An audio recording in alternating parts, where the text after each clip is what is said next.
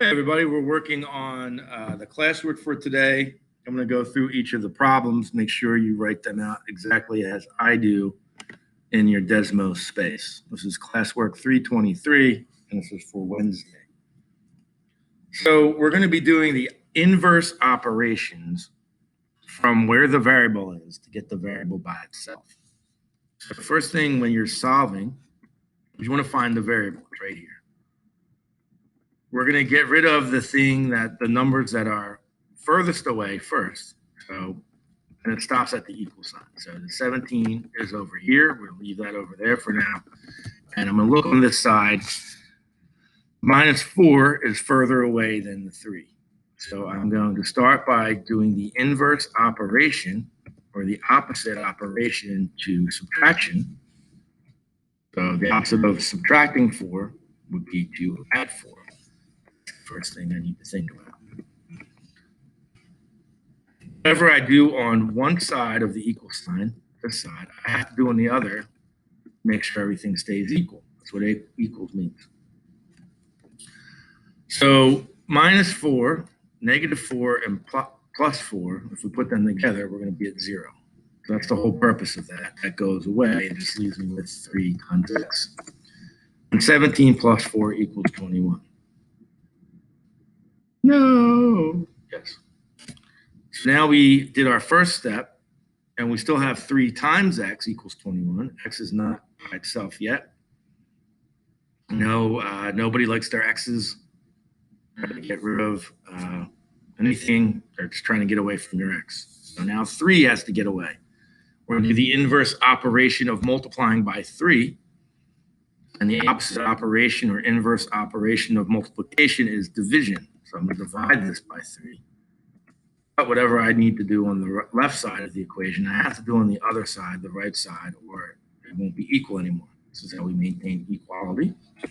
So 3 divided by 3 leaves me with just the 1x, and 21 divided by 3 equals 7. That would be your answer. If we put 7 into x, right, if I put 7 where x was, and subtract 4 from it, I can check. 3 times 7 is 21. 1 minus 4 is 20, 19, 18, 17. That works. So we know that we're right. This is called your check. All right, so let's move on to the next one. We look for where the variable is. It's the same process. It's over here. I'm going to get rid of the numbers that are furthest away, but still on the same equal sign, same side of the equal sign. That would be my 8. What's the inverse operation of +8? Think about that. The opposite of +8 would be -8. Whatever I do on the left side of the equal sign, I have to do on the right side of the equal sign. That leaves me with just x divided by 4. 8 minus 8 goes away to 0. We're going to have to write that, and 17 minus 8 equals 9. Doesn't just mean no in Germany. So we're at our second step. X divided by 4 equals 9. So I have to get rid of dividing by 4. So I need to do the inverse operation of dividing by 4, or the opposite operation of division is multiplication. Whatever I do on the left side, I have to do on the right side. I maintain equality. 4 divided by 4 is 1, so that leaves me with 1x, and 4 times 9 is 36. If we were to do, it's the x up there with 36, it would be 36 divided by 4 plus 8. 36 divided by 4 is 9. 9 plus 8 equals 17. And that check works. This is our check. Did it work? So you can see that worked too. So we're good. We know we got that right. So now we have a fraction. But the process doesn't change. A lot of people will stop when they see a fraction. And you don't have to stop. We're going to do the same process. This is only a one-step equation. There's only one thing to do. I'm going to look where the variable is. And I want x to be by itself. All by himself. X wants to be all by himself. So how do I get rid of minus 2 over 3? I'm subtracting to the inverse operation, or the opposite. So what's the opposite of subtracting 2 over 3?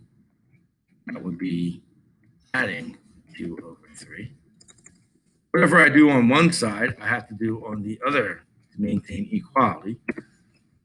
Have negative 2 over 3 plus 2 over 3. That goes away. And over here, I'm going to be doing 3 over 5 plus 2 over 3. So this goes back to what we worked on in the second unit in the beginning of the year. I cannot add fractions unless they have the same denominator. So what I'll do is I'll take this fraction and multiply both of the numbers by the other denominator, 3. And I'm going to take the 3 over 5, and I'm going to multiply it by the other denominator. So each of them will be multiplied by 3. It's this guy. And then I'm going to take the 2 over 3, and what's the other denominator for the other fraction? What do I see over here?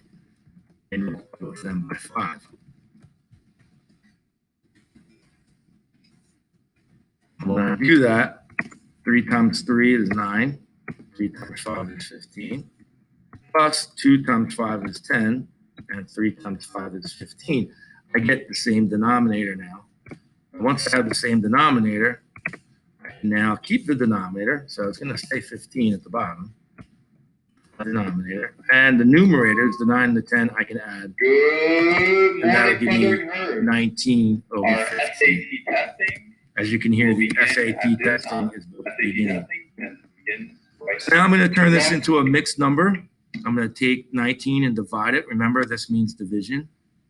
I'm going to do 19 divided by 15. 15 only goes into 19 once. And there's 4 left over, 4 15. So that would be for classwork number 3, but problem number 4. Make sure you have all of this. Then if we wanted to, we could check that. I would start with x equals 19. It'll be easier to just say x equals 19 over 15 minus 2 over 3 equals 3 over 5. I'd have to, in order to do the subtraction, I need to make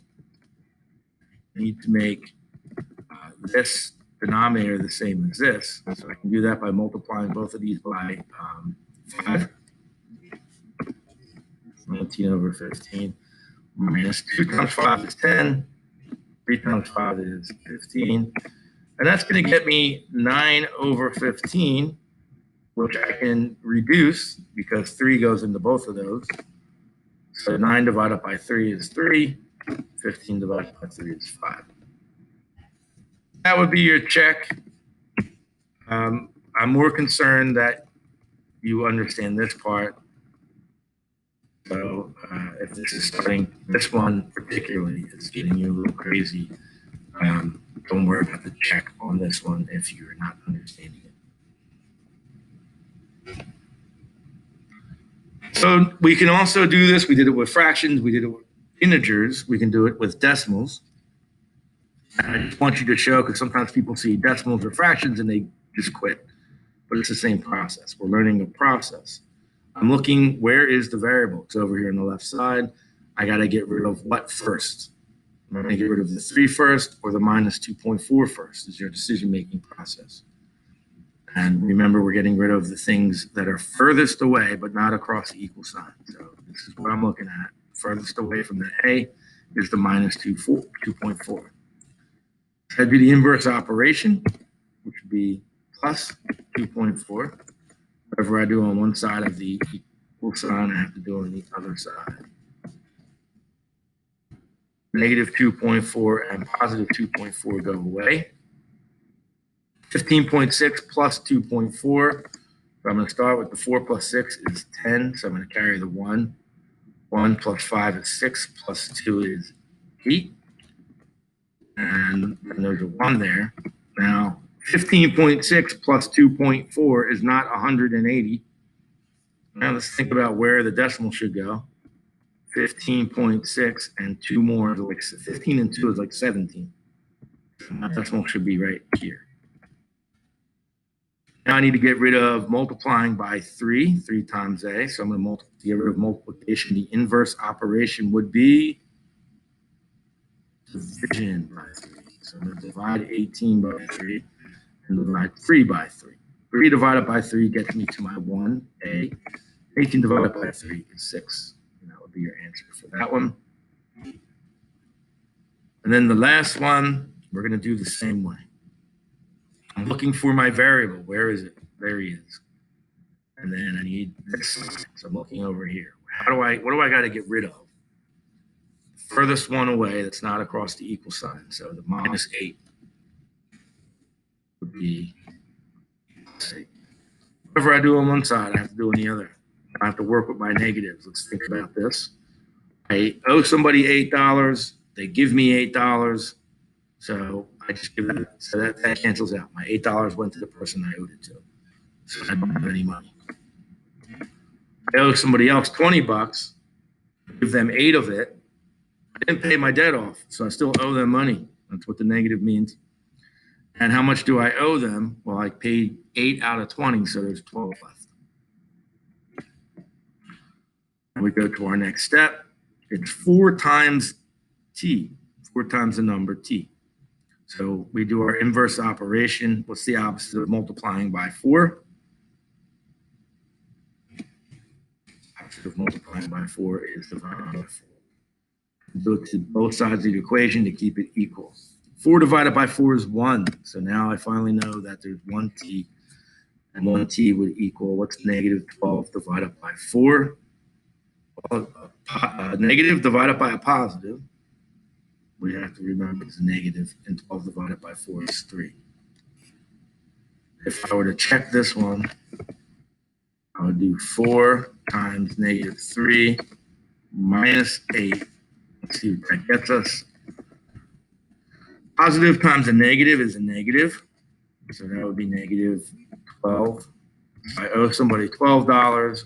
I owe somebody else $8. Altogether, I'm going to owe somebody money still. I don't pay anybody off. And I owe somebody 12. I owe somebody else 8. So altogether, I owe 20. All right, so that's the end of this. Make sure you have all the answers out correctly like I did, and you will get 100 on this. See you on Thursday.